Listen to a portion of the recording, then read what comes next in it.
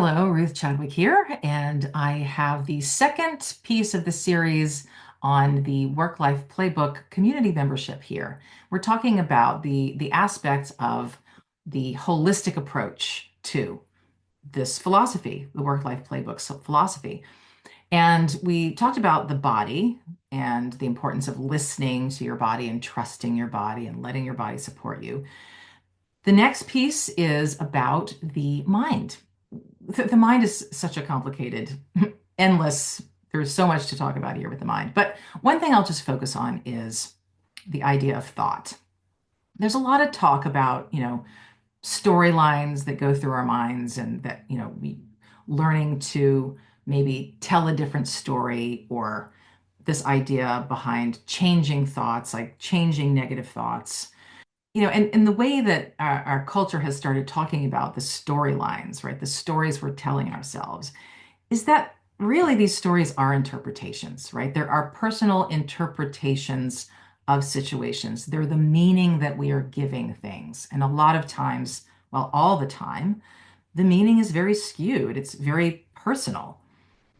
The thing is that if we understand that, then we don't actually need to change the thoughts or change the stories. If we are able to recognize that the thoughts and the stories are made up, meaning that they're not actually real, they're just the way we are perceiving things in a particular moment, then we don't actually need to change anything. All we need to do is to drop out of the story and be here in the present. When we're in the present moment, that is, in the moment without the story or without the thought, we're simply doing what needs to be done. We're simply attending to the tasks that need to be done.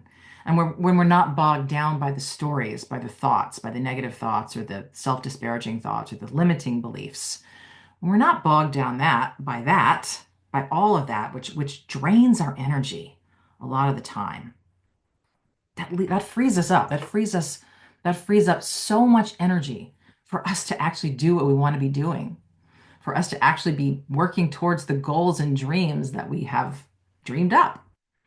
So it's not about changing your thoughts so much as it is recognizing when thought is stopping you, letting go, taking another step.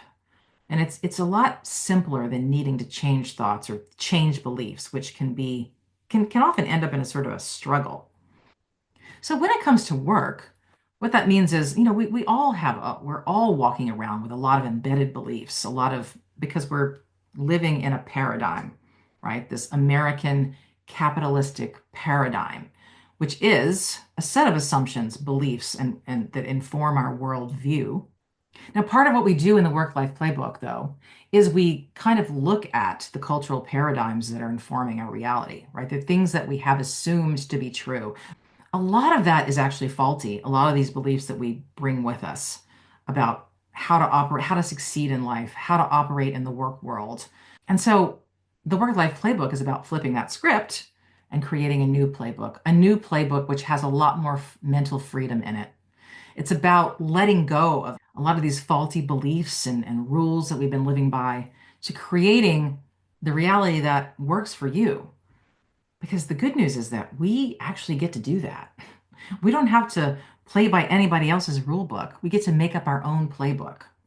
So that's the piece about the mind. And I'm just scratching the surface here because there is so much power in the mind that we oftentimes use against ourselves. And when we learn how to free ourselves, that frees up so much energy and power for us to move forward powerfully, confidently, and successfully. So there's a lot more I could say about this. Obviously, I'm just scratching the surface, but I just wanted to, again, sort of give you a little nugget about how freeing the mind and how seeing through your thoughts and your beliefs and your stories can really be the key to your success. So stay tuned for the third installment, which is about spirit.